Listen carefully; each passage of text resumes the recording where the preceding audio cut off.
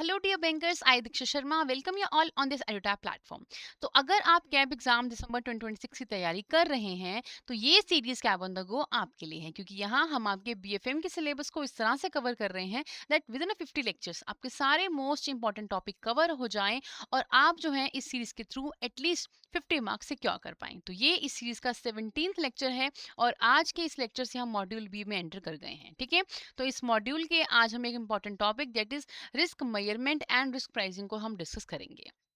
But before that let me just tell you कि अगर आप कोई भी एग्जाम की प्रिपरेशन कर रहे हो तो उसके लिए सबसे इंपॉर्टेंट क्या है कि जो प्रीवियस ईयर पेपर्स हैं आप उन्हें डिटेल में स्टडी करिए। क्यों? इससे आपको पता चलता है कि एग्जाम का पैटर्न क्या होगा। एग्जाम के पैटर्न के थ्रू आपको ये पता चलेगा कि इसमें कौन से टॉपिक इंपॉर्टेंट है, कौन से मॉड्यूल पे आपको ज़्यादा फोकस करना है। इसके अलावा आपको ये भी पता चलता है कि कौन से आपके सब्जेक्ट में ज़्यादा केस स्टडीज आती हैं, किस में ज़्यादा न्यूमेरिकल्स आते हैं और उनका क्या रैंकिंग रहती है, किसमें ज़्यादा न्यूमेरिकल्स आते हैं। तो इससे आप क्या कर सकते हो, अपनी जो डायरेक्शन है आपकी जो स्टडी की, उससे आप बेटर डायरेक्शन दे सकते हो। ठीक है, तो देखिए अगर आप भी कैब एग्जाम की प्रिपरेशन कर रहे हो तो आप क्या कर सकते हो, आप हमारे डिस्क्रिप्शन में दिए गए लिंक पे क्लिक करिए। ठीक है, वहां क्लिक करते ही आप इस पेज पे लैंड करेंगे। नाउ अब आपको इस पेज पे क्या मिलेगा, आपको यहाँ पे कुछ डिटेल्स फिल करने के बाद ये 3 ई बुक्स मिलेंगी। ये तीनों ई बुक्स को आप अपने सिस्टम में डाउनलोड कर सकते हो, वो भी free of cost. Yes, free of cost आप इन बुक्स को अवेल कर सकते हो और आपको बेनिफिट मिलेगा क्या, आपको इसमें मिलेंगे most important topics from all the components of your cap. Secondly, आपको यहाँ पे मिलेंगे प्रीवियस ईयर सॉल्व पेपर्स। फिर आपको यहाँ पे मिलेंगे आपकी प्रैक्टिस के लिए एमसीक्यूज और यहाँ पे कैप का आपको डिटेल सिलेबस भी मिलेगा। तो देखिए, अगर आप भी अपनी प्रिपरेशन को एक सही डायरेक्शन देना चाहते हो और सपोर्ट देना चाहते हो प्रीवियस ईयर एग्जाम्स का, तो आप इस ई बुक्स को डाउनलोड कर सकते हो। तो चलिए स्टार्ट करते हैं हमारा अगला टॉपिक आज का। तो देखिए, किसी भी ऑर्गेनाइजेशन में रिस्क जो है वो एक ऐसा फैक्टर है जो हमेशा साथ चलता है। क्यों? Because every business is working in a uncertain environment.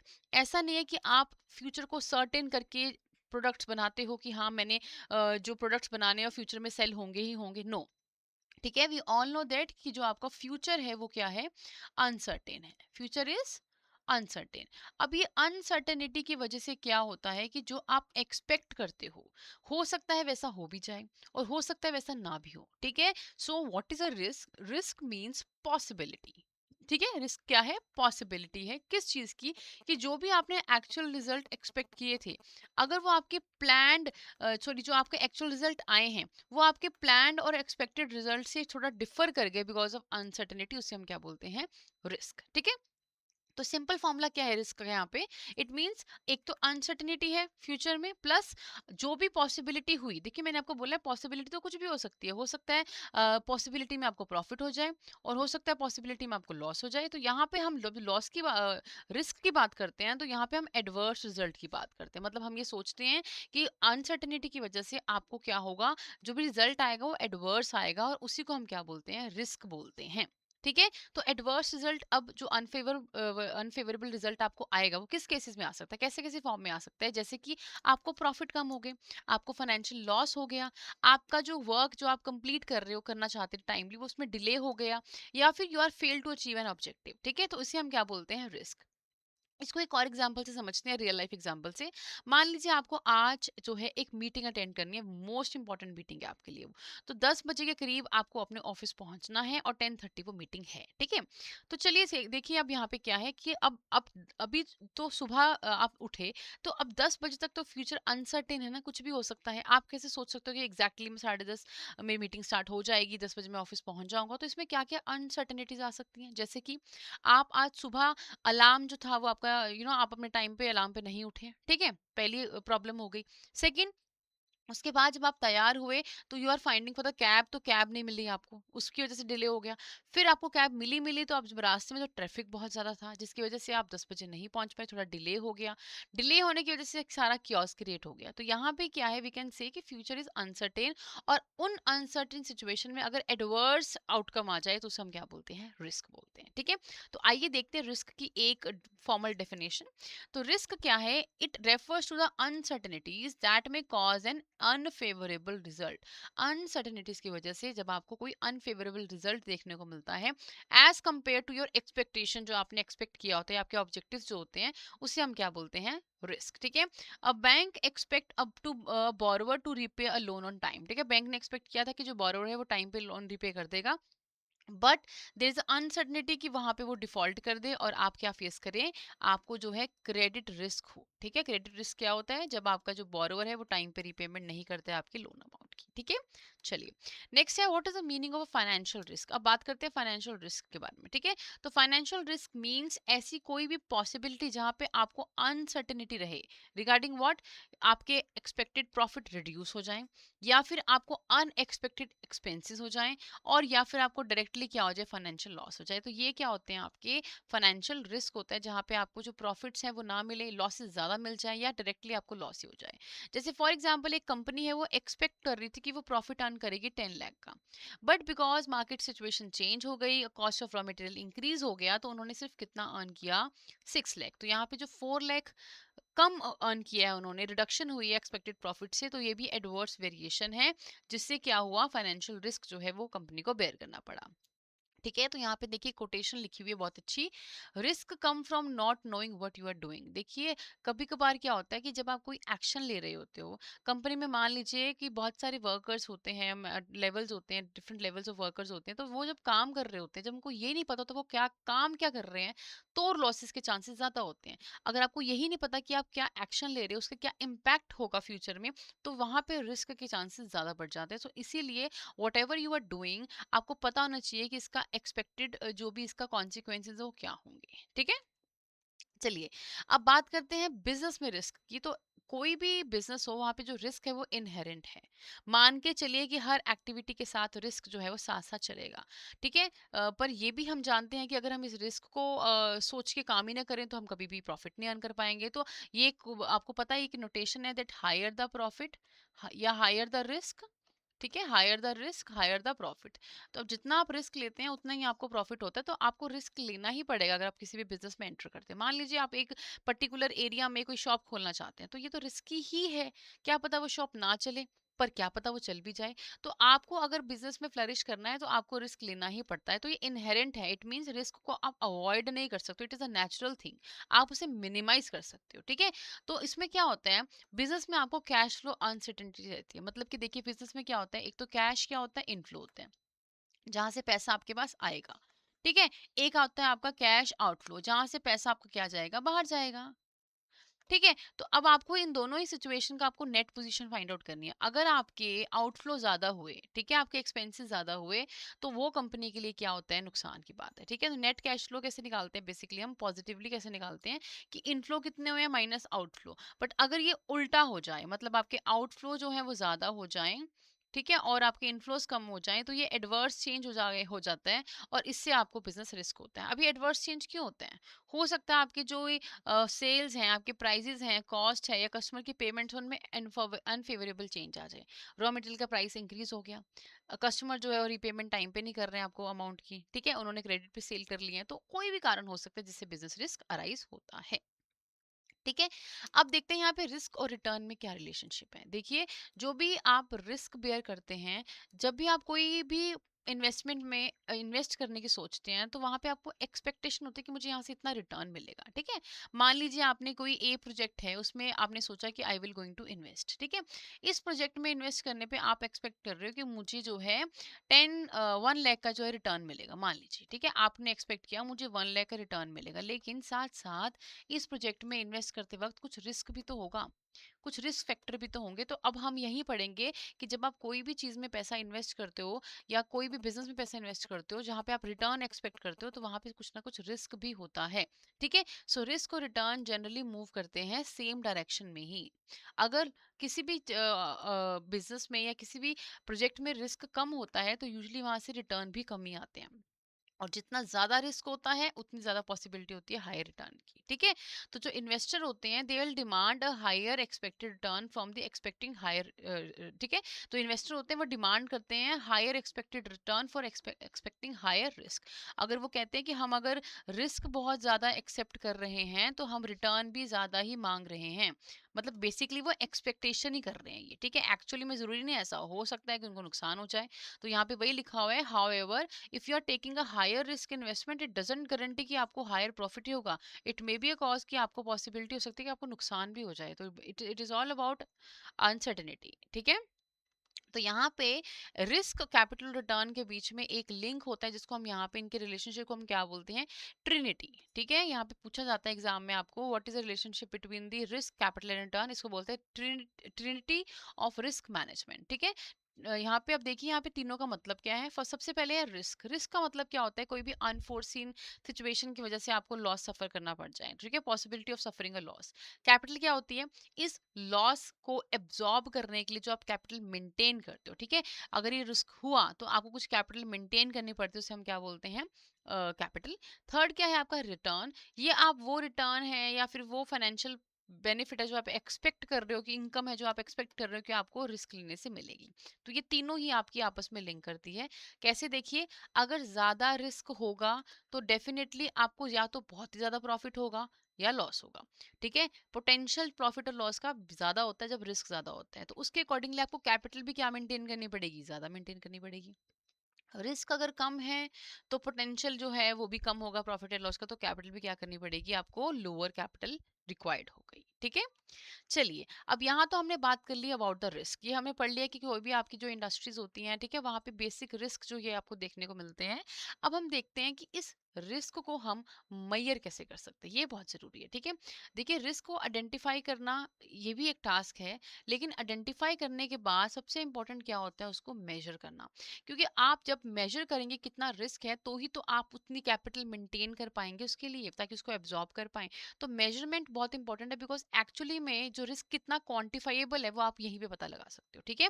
तो आपका जो यहाँ पे क्वांटिटेटिव मेजरमेंट है वो क्या करता है, जो रिस्क है उसकी क्वांटिटेटिव वैल्यू को क्या करता है, यहाँ पे असेस करता है, ठीक है। ये जो आप मेजरमेंट करते हो ये फर्दर आपको हेल्प करता है कि आप जो रिस्क है उसको डिटेल में मॉनिटरिंग कर सकते हो, और जो भी फ्यूचर में आपको अनसर्टनिटीज होने वाली हैं उससे क्या इम्पैक्ट होगा बिजनेस में, वो भी आइडेंटिफाई कर सकते हो, ठीक है। चलिए देखते हैं इसका पर्पस क्या होता है रिस्क मेजरमेंट का। Risk measurement are designed to capture variation, ठीक है। इस तरीके से डिजाइन किया जाता था कि आप वेरिएशन जो भी हो रही है आपके वेरिएबल्स फैक्टर्स में, उसे आप क्या कर सके, कैप्चर कर सकें, ठीक है। जैसे कि आपकी अर्निंग में कोई डिफरेंसेस आ रहे हैं, आपके मार्केट वैल्यू में कोई डिफरेंस आ रहे हैं, या फिर आपको डिफॉल्ट की वजह से लॉसेस हो रहे हैं, तो ये सारे के सारे जो फाइनेंशियल वेरिएबल्स हैं, टारगेट वेरिएबल्स हैं, जिनकी वजह से आपको रिस्क हो सकता है, तो आप इनके अंदर जो वेरिएशंस आती हैं उनको क्या करना चाहते हो, कैप्चर करना चाहते हो। और दीज वेरिएशन जो है ये अराइज क्यों होती है, because of uncertainty and it is link to the risk management, ठीक है। ये सारे वेरिएबल्स आपकी रेगुलर बिजनेस में बहुत ज्यादा इंपॉर्टेंट रोल प्ले करते हैं, और इनमें अनसर्टनिटी होने की वजह से क्या होते हैं, आपको लॉसेस होते हैं, ठीक है। अब यहाँ पे रिस्क को मेजर करने के लिए हमारे पास तीन टूल्स हैं, तीन क्लासिफिकेशन है, जिसके थ्रू हम क्या कर सकते हैं, क्वांटिफाई फॉर्म में रिस्क को मेजर कर सकते हैं। तो first is sensitivity, second is volatility, and third is downside potential, ठीक है। तो चलिए अब इन तीनों को हम डिटेल में पढ़ते हैं। सबसे पहले बात करते हैं सेंसिटिविटी की। देखिए, सेंसिटिविटी का मतलब क्या होता है कि अगर मार्केट में, देखिए मार्केट में बहुत सारे फैक्टर्स होते हैं, ठीक है, जैसे इंटरेस्ट रेट एक फैक्टर हो गया, फॉरेन एक्सचेंज हो गया, स्टॉक प्राइस हो गया, किसी भी आपके रॉ मटेरियल का प्राइस हो गया, तो बहुत सारे ऐसे फैक्टर्स हैं जो आपको अफेक्ट कर सकते हैं आपकी अर्निंग को, ठीक है। तो जहां पे हम क्या करते हैं सेंसिटिविटी में, हम वन मार्केट फैक्टर, अगर कोई भी एक मार्केट फैक्टर में कोई चेंज आता है तो आपकी जो इन्वेस्टमेंट की वैल्यू है उसमें कितना चेंज आएगा, वो यहाँ पे पता लगाया जाता है कि कितना सेंसिटिव है आपकी जो इन्वेस्टमेंट है, वो कितनी सेंसिटिव है उस मार्केट के फैक्टर से, ठीक है।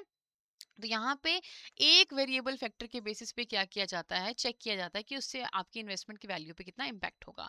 तो यहाँ पे क्या फॉर्मूला है, एक मार्केट फैक्टर चेंज करता है तो आपकी इन्वेस्टमेंट की वैल्यू में कितना चेंज आता है, वो हम पता लगाते हैं यहाँ पे, ठीक है। तो यहाँ पर एग्जाम्पल नंबर 1 देखते हैं। फर्स्ट हम फैक्टर लेते हैं, लेट्स से इंटरेस्ट रेट। देखिए, suppose bank has a government bond of worth ₹100 crore, ठीक है। एक बैंक के पास गवर्नमेंट के बॉन्ड्स है 100 करोड़ के। अगर इंटरेस्ट रेट रेट इंक्रीज करता है बाय 1%, ठीक है, अगर इंटरेस्ट रेट इंक्रीज किया तो बॉन्ड की वैल्यू जो है वो 4 करोड़ से नीचे चली जाएगी, ठीक है। तो यहाँ पे हम सेंसिटिविटी देख रहे हैं कि क्या सेंसिटिविटी है, कि 4 करोड़ का लॉस होगा अगर 1% इंक्रीज होता है इंटरेस्ट रेट पे। एक फैक्टर वेरिएबल यहाँ पे क्या हुआ, आपका इंटरेस्ट रेट, और आपके यहाँ पे बॉन्ड की वैल्यू क्या होगी, कम हो गई, ठीक है। एक और एग्जाम्पल देखते हैं। Exchange rate. मान लीजिए डॉलर का जो डॉलर है वो राइज हो गया फ्रॉम 80 रुपीज 85 टू रुपीज 86। इसका मतलब जो इम्पोर्टर है अब उसको ज्यादा रुपए पे करने पड़ेंगे। तो यहाँ पे हम देख सकते हैं कि जो investment is sensitive to the exchange rate, जो आपकी इन्वेस्टमेंट वैल्यू वो एक्सचेंज रेट से भी क्या है, सेंसिटिव है। तो यहाँ पर ये सेंसिटिविटी क्या चेक करती है कि कोई एक वेरिएबल फैक्टर अगर चेंज करता है तो आपकी इन्वेस्टमेंट वैल्यू में कितना चेंज आता है। लेकिन अब यहाँ बात करते हैं इसकी लिमिटेशन की। देखिए जो सेंसिटिविटी है वो ये एज्यूम करती है कि there is only one factor जो चेंज कर रहा है, जबकि मार्केट में तो बहुत सारे फैक्टर्स होते हैं। जैसे मैंने एग्जांपल दिया आपको, इंटरेस्ट रेट है, एक्सचेंज रेट है, स्टॉक प्राइस है, ये सारे ऐसे फैक्टर जो आपकी क्या कर सकते हैं, आपकी इन्वेस्टमेंट पे इम्पैक्ट डाल सकते हैं। पर यहाँ पे ये एज्यूम करके चलते हैं, ये एज्यूम करते हैं कि एक टाइम पे एक ही फैक्टर चेंज करता है, बाकी फैक्टर्स कांस्टेंट रहते हैं। तो ये तो पॉसिबल नहीं है। तो सेंसिटिविटी है वो सफिशिएंट मेजर नहीं है to find out the real world risk measurement के लिए। ठीक है, तो ये इसकी लिमिटेशन है। चलिए अब नेक्स्ट करते हैं, जो सेकंड पार्ट है इसके अंदर वो है वॉलेटिलिटी। अब इसका मतलब क्या होता है, देखिए जब भी आपके प्राइस में कोई भी मूवमेंट आती है अप या डाउन में, ठीक है, तो उसके जब हम एवरेज वैल्यू जो होती है, मान लीजिए आपकी कोई भी प्राइस है, कोई भी उसकी जो एवरेज वैल्यू ये है, अगर उसमें कोई मूवमेंट आ रही है अप या डाउन में तो उसको हम क्या बोलते हैं, वॉलेटिलिटी। ठीक है, तो अगर कोई वॉलेटिलिटी की स्मॉल मूवमेंट है तो उसमें रिस्क भी क्या होता है, लो होता है। पर अगर मूवमेंट बहुत लार्ज है, हाई वॉलेटिलिटी है, तो रिस्क भी क्या होता है, हाई होता है। कैसे, आइए देखते हैं। सपोज दो स्टॉक स्टार्ट हो रहे हैं 100 से, एक है स्टॉक ए, एक है स्टॉक बी। स्टॉक ए 100 से स्टार्ट हुआ, फिर वो 101 पे गया, फिर 99 पे गया, फिर 100 पे गया। अगर मैं ऐसे एज्यूम करूं कि अगर ये 100 है तो ये पहले 100 था, यहाँ पे 100 है ये, फिर ये 101 पे गया, फिर ये 99 पे आया, फिर ये 100 पे। मतलब आप देख सकते हो कि थोड़ी थोड़ी वैल्यू क्या कर रही है, यहाँ पे चेंज कर रही है। ठीक है, अब दूसरा प्राइस देखते हैं हम, जो 100 से स्टार्ट हुआ हमारा, इसका एवरेज 100 है यहाँ पे। तो यहाँ पे फ्लक्चुएशन क्या हुई, पहले इसकी 110 नहीं हुई, यहाँ पे ये गई 130 पे, फिर ये आई 80 पे, फिर ये आई उसके बाद आपकी गई 40 पे। तो इस तरीके से हम देख सकते हैं कि इसमें फ्लक्चुएशंस बहुत ज्यादा है, तो यहाँ पे ज्यादा रिस्क आपको देखने को मिलेगा। ठीक है, now what does volatility measure. अब ये क्या मेजर करती है, अभी मैंने आपको जो इमेज बना के दिखाई उसमें दिखाया कि उन्होंने अपसाइड और डाउन साइड दोनों तरह की मूवमेंट को ये कैप्चर करती है। अपसाइड और डाउन साइड मतलब कि पॉजिटिव भी हो सकती है, नेगेटिव भी हो सकती है। सपोज एक किसी का एवरेज प्राइस 100 है, तो अगर वो 110 जाती है ऊपर तो ये 10 अपसाइड मूवमेंट हुई है, और अगर 90 जाती है, यहाँ पे 90 आती है, तो ये 10 जो है डाउन साइड मूवमेंट हुआ है। तो वॉलेटिलिटी जो है, they look at the size of these movement, not whether they are positive और नेगेटिव। वो देखते हैं कितना हाई फ्लक्चुएशन है, चेंज कितना आ रहा है, बहुत ज्यादा है हाई पे या थोड़ा कम कम ही है, तो ये चेक करती है। High volatility means price move a lot in इधर डायरेक्शन, किसी भी डायरेक्शन में जा सकता है पर बहुत ज्यादा मूवमेंट हो रही है। Low volatility means price move in only a little, बहुत कम चेंजेस आ रहे हैं। ठीक है, तो अब दो तरीके हैं यहाँ पे इसको मेजर करने के, एक है हिस्टोरिकल वे, एक है इम्प्लाइड वे। ठीक है, हिस्टोरिकल वे में क्या करते हैं, प्रीवियस डाटा के बेसिस पे आप क्या करते हो, ये चेंजेस को चेक करते हो। और इम्प्लाइड में हम क्या करते हैं, फ्यूचर एक्सपेक्टेशन के बेसिस पे हम क्या करते हैं, इसको कैलकुलेट करते हैं। ये एक्चुअल प्राइस को इस्तेमाल करता है, ये ऑप्शन प्राइस को, क्या फ्यूचर में प्राइस हो सकते हैं उसके बेसिस पे कैलकुलेट करता है। ये मेजर करता है कि व्हाट हैज हैपेंड, और ये मेजर करता है व्हाट मे हैपन। तो दोनों जो है बहुत ही इंपॉर्टेंट तरीके हैं। एक जो आपको है एक ऑथेंटिक तरीका जो है वो आपको ऑथेंटिक डेटा के बेसिस पे बताया जाता है, और एक जो मार्केट में फ्यूचर में क्या होना हो सकता है वो भी बहुत जरूरी है जानना, तो उसके बेसिस पे आपको ये वॉलेटिलिटी कैलकुलेट करके बताता है। इसके अलावा वॉलेटिलिटी जो है उसका भी एक ऑब्जर्वेशनल पीरियड होता है कि आप कितने टाइम के बाद ये फ्लक्चुएशंस को चेक कर रहे हो। अगर आप इसको जो भी इसके प्राइसेस इसको ऑब्जर्व कर रहे हो डेली, तो उसको बोलते हैं डेली वॉलेटिलिटी। अगर वीक वीक बेसिस पे कर रहे हो तो वीकली वॉलेटिलिटी, और मंथली पे कर रहे हो तो मंथली वॉलेटिलिटी कहते हैं। कोई भी सेम स्टॉक मान लीजिए उसकी डिफरेंट वॉलेटिलिटी भी हो सकती है, डिपेंड करता है उसका ऑब्जर्वेशनल पीरियड क्या है। अगर आपने स्टॉक ए को सिर्फ एक मंथ के लिए ऑब्जर्व किया तो शायद उसका कुछ डिफरेंस आंसर आएगा आपका। विद अगर आप उसी स्टॉक को अगर आप जो है 1 मंथ के बजाय आपने 6 मंथ में इसको ऑब्जर्व किया है तो डिफरेंस आ सकता है। ठीक है, ये आपका सेकंड टूल है जिसके थ्रू आप मेजर कर सकते हो रिस्क को। नाउ इसका फॉर्मूला यहाँ पे, that how you will calculate the volatility over T days. अगर टी नंबर ऑफ डेज के लिए आपको कैलकुलेट करनी है तो उसका फॉर्मूला क्या है, आपको डेली वॉलेटिलिटी लेनी है, उसको डिवाइड मल्टीप्लाई करना है square root of T. T यहाँ पे क्या है, कितने नंबर ऑफ डेज के लिए आप उसे कैलकुलेट करना चाहते हो। एग्जाम्पल देखो, मान लीजिए आपकी डेली वॉलेटिलिटी 1.5 है, तो यहाँ पे फॉर्मूला में डालते 1.5% इंटू, ठीक है, इंटू क्या करना है आपने, टाइम। टाइम कितना दिया उसने, 30 डेज, तो अंडर रूट 30 डालेंगे यहाँ पे हम। इसको सॉल्व करके जो भी आपके पास आएगा, जैसे यहाँ पे आ रहा है 8.22%, तो ये क्या आया कि ओवर अ मंथ, एक महीने में जो स्टॉक है वो फ्लक्चुएट करता है अराउंड 8.22%। ठीक है, ये न्यूमेरिकल इंपॉर्टेंट है, आपसे पूछा जा सकता है। ठीक है, चलिए, ये हुआ हमारा सेकंड। अब थर्ड हम पढ़ते हैं, हमारा जो वे है, कंपोनेंट है, वो डाउनवर्ड पोटेंशियल। देखिए, जो पहले वाला था उसमें हमने एक चीज देखी कि वो सिर्फ और सिर्फ क्या कर रहा था, एक वेरिएबल के बेसिस पे। सेंसिटिविटी क्या कर रही है, एक वेरिएबल के बेसिस पे ही चेक कर रही है, ठीक है, वन वेरिएबल के बेसिस पे। फिर हमने देखा वॉलेटिलिटी, उसने क्या किया, उसने जो है वो दोनों पोटेंशियल, डाउनवर्ड एंड अपवर्ड दोनों पोटेंशियल को देखा, जो उसमें प्रॉफिट भी हो सकता है। लेकिन जो रिस्क मेजरमेंट का थर्ड तरीका है, that is a down side potential, ये जो है ये एक्चुअली में लॉस की पॉसिबिलिटी को सबसे ज्यादा क्या करते हैं, बताते हैं। ठीक है, डाउनवर्ड पोटेंशियल जो है, it means a possibility of a loss. Risk क्या, रिस्क इज कंसीडर्ड, रिस्क को हम तभी मानते हैं अगर कुछ अपोज जाए। अगर अपवर्ड जा रहा है तो वो रिस्क नहीं माना जाता। ठीक है, तो when the things are go worsen than expected, उसको हम क्या मानते हैं, रिस्क मानते हैं। अगर प्रॉफिट इंक्रीज करता है तो वो कोई रिस्क नहीं है, वो तो गेन है। तो ये दैट्स वाई यहाँ पे जो डाउनवर्ड साइड पोटेंशियल है, ये सिर्फ जो लॉस है सिर्फ उसके बारे में यहाँ पे जिक्र किया जाता है। ठीक है, अब डाउनसाइड पोटेंशियल दो चीजों पे डिपेंड करता है। पहला है PL, that is possibility, possible loss. कितना चांस है कि आपको मनी जो है वो आपकी लूज होगी, मतलब आपको लॉस होगा। ठीक है, मान लीजिए आपको आपको लगता है कि इस इन्वेस्टमेंट से मुझे 20 लाख का लॉस होगा, ये पॉसिबिलिटी आपको लग रही है। एक तो ये कवर करते हैं। दूसरा, what is the chance that loss will happen, ये तो आपको पोटेंशियल लगा था कि मुझे इतना नुकसान होगा। ये है एक्चुअली में प्रोबेबिलिटी क्या है कि इतना नुकसान होगा।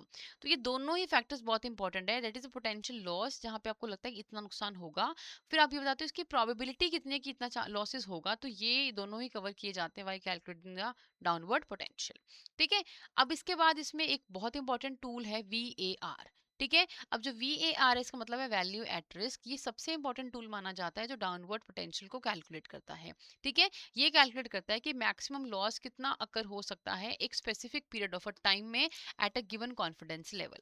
जैसे कि मैं आपको एग्जांपल देती हूँ। मान लीजिए कि एक जो आपका ये मॉडल है VAR, उसने एक स्टेटमेंट दी है कि वन डे वॉर जो है वो कितना है, ₹10 करोड़ एट 99% कॉन्फिडेंस। इसका मतलब ये है कि there is a 99% chance that the loss will not exceed 10 crore.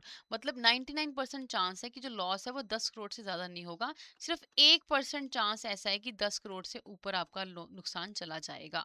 ठीक है, तो ये आपको मैक्सिमम लॉस जो है उसके बारे में बताता है, और पीरियड ऑफ अ टाइम। ठीक है, तो वैल्यू एट रिस्क जो है वो एक डाउनवर्ड रिस्क मेजरमेंट है, बिकॉज ये वॉर जो है ये सिर्फ कंसर्न है about the loss side of the investment, इसको प्रॉफिट से कोई लेना देना नहीं है। ठीक है, मान लीजिए आपकी पोर्टफोलियो कितने की है, 100 करोड़ की है। ठीक है, अब इस पोर्टफोलियो से आपको प्रॉफिट होगा 5 करोड़ का, तो इसको वॉर वॉर इस पे फोकस नहीं करेगा।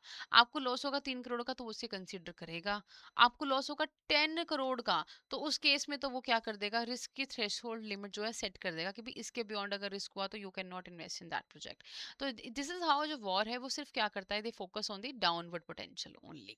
तो ये आपके पास डिफरेंट वेज है through which you can measure the risk and you can calculate the quantified value. ठीक है, क्वांटिफाइड वैल्यू क्या है वो कैलकुलेट कर सकते हो आप। ठीक है, चलिए, अब हम सेकंड पार्ट करते हैं इसका, रिस्क प्राइसिंग। देखिए, जो भी आपके बैंक्स होते हैं उनको जो रिस्क होता है उसका काफ़ी इम्पैक्ट होता है। क्यों?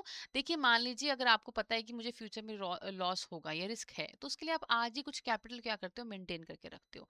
बट ये कैपिटल क्या पता अगर लॉस ना हो या रिस्क ना हो या इसकी श्योरिटी मिल जाए कि ऐसा कुछ भी नहीं होगा, तो आप उससे कहीं अच्छे एवेन्यू में इन्वेस्ट कर पाओ। तो हर लोन जो भी बैंकिंग इंडस्ट्री देती है उसमें कोई ना कोई तरह का रिस्क होता है। और जो ये रिस्क होता है, इसके जो बैंक है उसको ये दो तरीके से अफेक्ट करता है। कैसे? देखिए, एक तो है कि बैंक को कुछ कैपिटल मेंटेन करके रखनी पड़ती है। ठीक है, bank need to maintain a capital, ताकि वो जो भी लॉसेस है उससे क्या कर पाए, एब्जॉर्ब कर पाए। अब ये जो कैपिटल है इसकी कुछ कीमत चुकानी पड़ती है। क्या कीमत चुकानी पड़ती है? नंबर वन, कुछ ऐसे आपके शेयर होल्डर्स होते हैं जो उस कैपिटल से आपसे डिविडेंड एक्सपेक्ट कर रहे होते हैं, बट उनको डिविडेंड देने के बजाय आप इसको रखते हो सेफ में, ताकि आप इसे फ्यूचर में इस्तेमाल कर सको। दूसरा, अगर आप इसको सिक्योर करके ना रखो कैपिटल को, तो आप क्या कर सकते हो, आप इस कैपिटल को कहीं अच्छे इन्वेस्टमेंट एवेन्यू में इन्वेस्ट कर सकते हो, जिससे बिजनेस एक्सपैंड हो सकता है। तो आपको क्या करना है कि जहां पर आपको ये कैपिटल मेंटेन करके रखनी पड़ रही है, उसकी जगह पे आपको ये दोनों चीजें जो है वो आपको क्या करनी पड़ेगी, फॉरगॉन करनी पड़ेगी। This is called cost of capital. ठीक है। सेकंड क्या है आपके पास, प्रोबेबिलिटी ऑफ अ लॉस। हर बोरोवर जो है, क्या उन आपको ये एक्सपेक्टेशन होती है कि कोई ना कोई जो बोरोवर है दे में नॉट रीपे द मनी। ठीक है, आपको लोन का रिपेमेंट नहीं करेगा। ठीक है, लेकिन कुछ कस्टमर मतलब एवरी हम ऐसा नहीं सोच सकते 100% नहीं करेंगे, पर आपके पास्ट रिकॉर्ड से हम चेक कर लेते हैं कि आउट ऑफ 100 लेट से 10 to 12% ऐसे हैं जो कि नॉन परफॉर्मिंग एसेट्स में कन्वर्ट होंगे। तो जो भी वो होंगे उनके कारण क्या हो सकते हैं, वो डिफॉल्ट कर दें, डिले कर दें, या फिर इंसॉल्वेंटी हो जाए। तो इससे क्या होते हैं, हर लोन पे क्या रहता है, पॉसिबिलिटी ऑफ लॉस रहता ही है। तो अगर कोई भी बैंक लोन देता है तो वहां पर वो लोन बैंक को दो तरीके से अफेक्ट करता है। एक तो उसमें लॉस के चांसेस, और दूसरा बैंक को एक कैपिटल मेंटेन करके रखनी पड़ती है जिसको फर्दर कहीं और भी इन्वेस्ट कर सकता था। ठीक है। तो इसी तरीके से यहाँ पे क्या किया जाता है, जो रिस्क है उसकी प्राइसिंग की जाती है। तो रिस्क प्राइसिंग मीन्स जब हम जो भी चार्जिंग इंटरेस्ट हम लेते हैं वो after considering the risk involve in the transaction. मतलब कि जो भी हम इंटरेस्ट चार्ज करते हैं उस पर ये सारा का सारा रिस्क जो है वो हम कंसीडर करते हैं। तो इसमें क्या क्या इंक्लूड होता है आपके इंटरेस्ट में, it include capital charges, expected losses, और along with that normal cost of providing the loan. ठीक है, जितना ज्यादा higher the risk higher the interest rate होगा। अब देखिए इसके कंपोनेंट्स में क्या क्या आता है। नंबर वन, इसमें आती है कॉस्ट ऑफ डिप्लॉयबल फंड। मतलब कि जो आपने लोन प्रोवाइड किया है उसको लोन को प्रोवाइड करने की कॉस्ट कितनी है, cost of raising a fund. Number two, कुछ ऑपरेटिंग खर्चे, बैंक को चलाने के कुछ नॉर्मल एक्सपेंसेस होते हैं वो भी इसमें इंक्लूड किए जाते हैं। Number three, possibility of a loss, जितना परसेंट आपको लगता है लॉस की पॉसिबिलिटी है वो आप इसमें ऐड करते हो। फिर कैपिटल चार्ज, जो आप कैपिटल मेंटेन करते हो। ठीक है, जो आप कैपिटल मेंटेन करते हो ताकि आप लॉसेस को एब्जॉर्ब कर पाओ। ठीक है, as per the requirement by the RBI, तो वो इंक्लूड करते हो। और कोई भी प्रॉफिट मार्जिन जो कि शेयर होल्डर एक्सपेक्ट करते हैं, डिजायर प्रॉफिट उसके ऊपर, वो भी उसमें ऐड किया जाता है। तो इस दिस इज हाउ जो भी आपका लोन है उसकी प्राइसिंग की जाती है, एडिंग दीज ऑल कंपोनेंट्स। ठीक है। नाउ, अब आरबीआई ने क्या किया है, जो भी लेंडिंग रेट था उसको उन्होंने गवर्न किया। ठीक है, उन्होंने इसे गवर्न किया और वो कुछ इवोल्यूशन हुआ है उसका, प्रीवियसली क्या हुआ था अब क्या होता है आइए देखते हैं। देखिए सबसे पहले आरबीआई ने इंटरेस्ट रिस्क के प्राइसिंग के लिए जो भी इंटरेस्ट रेट था, वो लेंडिंग रेट था बेसिकली, उसको उन्होंने एक लेंडिंग रेट जो फिक्स किया वो है BPLR, that is benchmark prime lending rate. ये 2003 में डिसाइड किया गया था। इसके अकॉर्डिंग जो भी बैंक लेंडिंग करेंगे वो इस रेट पे करेंगे। ठीक है। अब हुआ क्या, अब बैंक क्या करते थे, बैंक जो ये बीपीआर एलआर जो लेंडिंग रेट उनको सजेस्ट किया गया था, बैंक क्या कर रहे थे, कुछ बिग कस्टमर को तो इनके जो लोन प्रोवाइड कर रहे थे वो इससे बिलो इंटरेस्ट रेट पे प्रोवाइड कर रहे थे, और कुछ कस्टमर को बहुत ही ज्यादा हाई रेट पे प्रोवाइड कर रहे थे। मतलब कि basically they are not following these benchmark. ठीक है, अपनी कन्वीनियंस के हिसाब से हाई कस्टमर, जो बिग कस्टमर उनको कम रेट पे दे रहे थे, और जो अदर कस्टमर उनसे चार्ज कर रहे थे हाई रेट ऑफ इंटरेस्ट। तो यहाँ पे जो ऑब्जेक्टिव था कि ट्रांसपेरेंसी आए, हर जगह पे सेम लेंडिंग रेट हो, वो अचीव नहीं हुआ, वो फेल हो गया। ठीक है, ये फेल हुआ, इसीलिए यहाँ पे एक और आया, इसका इम्प्रूवमेंट आया जिसे हम बोलते हैं बेस रेट, जो कि 1 जुलाई 2010 में लेकर आया गया। इसका ऑब्जेक्टिव क्या था कि जो प्रीवियस आपका बेंचमार्क रेट था उसमें जो भी कमियां थी उसको यहाँ पे ओवरकम करना है, ट्रांसपेरेंसी लेकर आनी है, और बैंक को जो है बिलो मिनिमम रेट लैंडिंग जो है वो नहीं करनी है, स्टॉप करनी है जैसे वो पहले कर रहे थे अपनी मर्जी से। ठीक है, अब इसमें इंप्रूवमेंट हुई, यस बिल्कुल हुई। अब बैंक जनरली क्या करते हैं, बिलो बेस रेट से लैंडिंग नहीं करते थे, एक्सेप्ट जहां पे आरबीआई ने उनको अलाउ किया था। ठीक है, तो यहाँ बेस रेट ने क्या किया, मोर ट्रांसपेरेंसी आई आपकी देन दी आपका previous system BPLR. Later on in 2016, ठीक है, एक और नया मॉडिफिकेशन आया। वो क्या आया कि पहले हम क्या करते थे कि जो भी आपके कॉस्ट ऑफ फंड्स कैलकुलेट करते थे वो एवरेज कॉस्ट पे करते थे, और यहाँ पर अब उन्होंने क्या किया, मार्जिनल कॉस्ट का इस्तेमाल करना शुरू किया for whenever they are raising, मतलब लोन प्रोवाइड कर रहे हैं, कॉस्ट ऑफ रेजिंग मनी जो कैलकुलेट करते थे उसमें वो क्या करा उन्होंने, मार्जिनल कॉस्ट को जो है वो यूटिलाइज करना शुरू किया। तो यहाँ पे marginal cost of fund based lending rate initiate किया गया इन 2016। ठीक है, अब जो इंटरेस्ट रेट होंगे वो उन आरबीआई ने कहा कि जो भी इंटरेस्ट रेट चेंजेस होंगे वो उन्हें फास्टर रेट पे चेंज करने हैं, जैसे ही आरबीआई रेपो रेट में कोई भी चेंज लेकर आता है।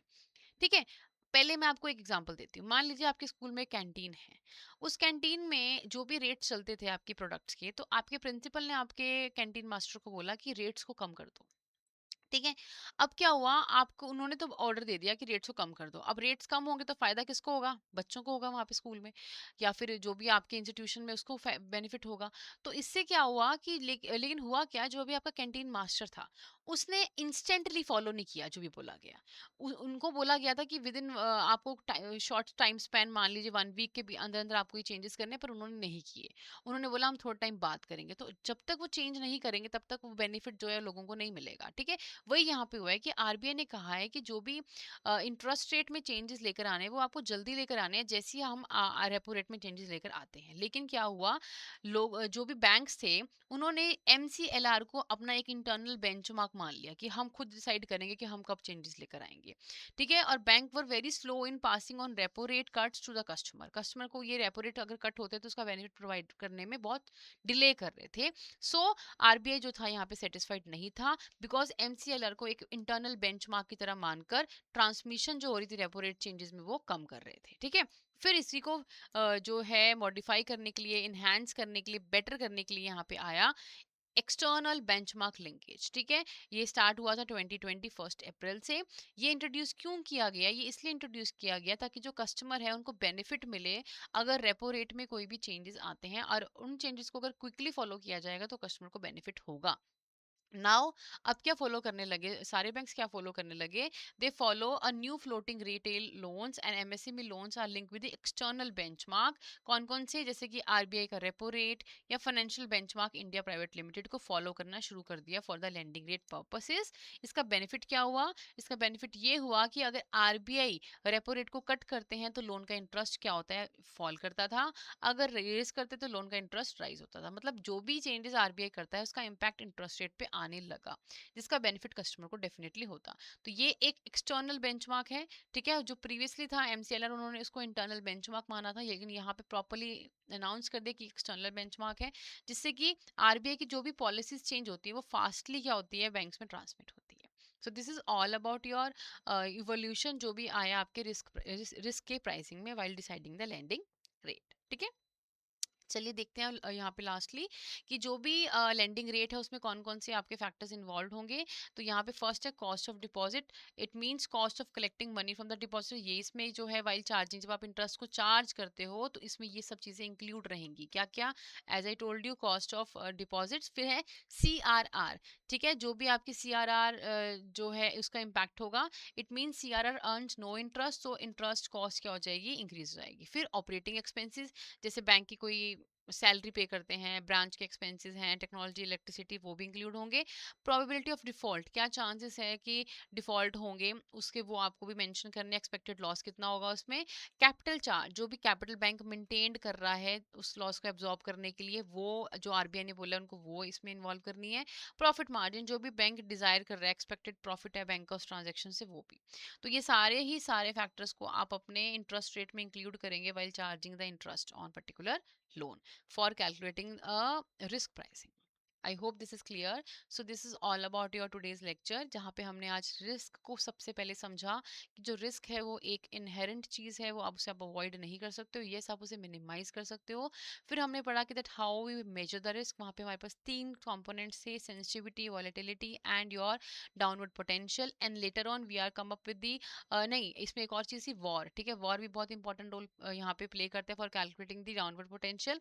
फिर हमने लास्ट हमने क्या किया यहाँ पे, we are having a risk pricing. So I hope this is clear to everyone. Now let's start with the question answer round. So first question is that for which of the following reason is downward potential considered the most comprehensive measure of the risk? ठीक है। इनमें से कौन सा कारण है कि हम डाउनवर्ड पोटेंशियल को आउट ऑफ दोस थ्री, तीन पढ़े ना हमने, सेंसिटिविटी, वॉलेटिलिटी और तीसरा डाउनवर्ड पोटेंशियल, इसे सबसे कॉम्प्रिहेंसिव मेजर क्यों माना जाता है? पहला, ये फोकस करता है only on past losses. It account for both sensitivity, volatility while incorporating the adverse effect of uncertainty.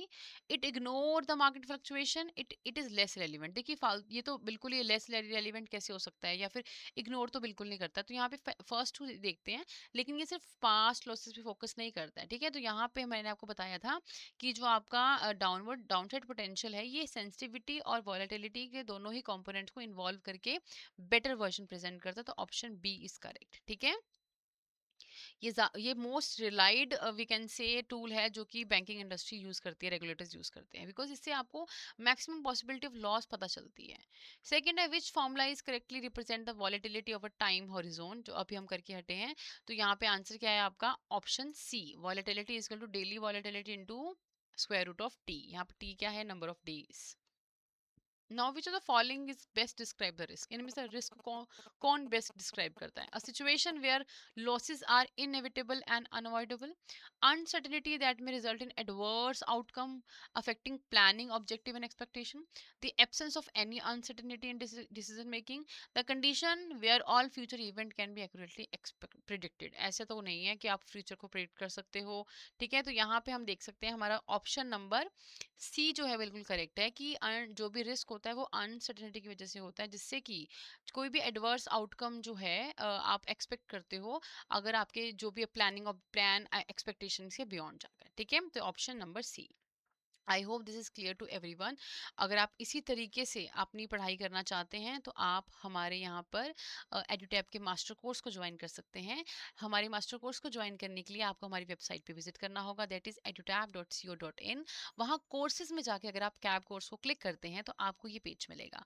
इस पेज पे देखिए आपको क्या मिलेगा। यहाँ पे आपके पास है कोर्स, मास्टर कोर्स, जहाँ पर आपको चारों कंपोनेंट्स के रिगार्डिंग क्या मिलेंगी? कॉन्सेप्ट क्लासेस मिलेंगी, कॉन्सेप्ट नोट्स मिलेंगे, और वो नोट्स जो है बहुत ही सिंप्लीफाइड वे में आपके मैकमिलन की बुक से डिराइव किए गए हैं। फिर आपको यहाँ पे मिलेंगे प्रीवियस ईयर क्वेश्चंस पेपर मिलेंगे जो कि सॉल्व्ड फॉर्म में आपके पास है, ताकि आपको हेल्प हो ये जानने में कि पैटर्न क्या है एग्जाम का। फिर आपको जितने भी चैप्टर्स हैं उनके आपको यहाँ पे क्या मिलेंगे? टेस्ट मिलेंगे करने के लिए, ताकि आप हर एक चैप्टर के बाद अपनी परफॉर्मेंस को एनालाइज कर पाएं। And finally you are able to attempt a mock test also. Yes, यहाँ पे मॉक टेस्ट भी हैं। फुल लेंथ मॉक टेस्ट है जहाँ पे आपको एग्जाम पैटर्न के अकॉर्डिंगली पेपर सेट किया गया है, टाइमिंग है उसमें, जिससे आपको पता चलेगा कि आपकी कितनी प्रिपरेशन है। तो आप हमारे इस कोर्स को बाय कर सकते हैं। इस कोर्स को बाय करने के लिए हमारी वेबसाइट पे जाके आप बाय नाउ पे क्लिक करेंगे और ये कूपन कोड को अप्लाई करके आप इसे मिनिमल जो भी मिनिमम अमाउंट है उसमें आप इसे अवेल कर सकते हैं। अगर किसी स्टूडेंट को लगता है कि मुझे ये पूरा मास्टर कोर्स अब नहीं चाहिए, मुझे सिर्फ स्पेसिफिक एक कंपोनेंट का चाहिए, तो उनके मास्टर कोर्सेज भी यहाँ पे अवेलेबल हैं फॉर सेपरेट इंडिविजुअल कोर्सेज भी। और इसके अलावा टेस्ट सीरीज भी यहाँ पे आपके लिए अवेलेबल है, जहाँ पे आपको मिल जाएंगे previous year questions, mock test, और आपको मिल जाएंगे चैप्टर वाइज भी टेस्ट। तो आप इन सब का बेनिफिट उठा सकते हैं by visiting our website. So I hope this topic is totally clear to all of you. In case you are having any doubt, आप हमें कमेंट कर सकते हैं या फिर स्क्रीन पे दिए गए नंबर और ईमेल आईडी से हमें कॉन्टैक्ट कर सकते हैं। Thank you so much and keep learning.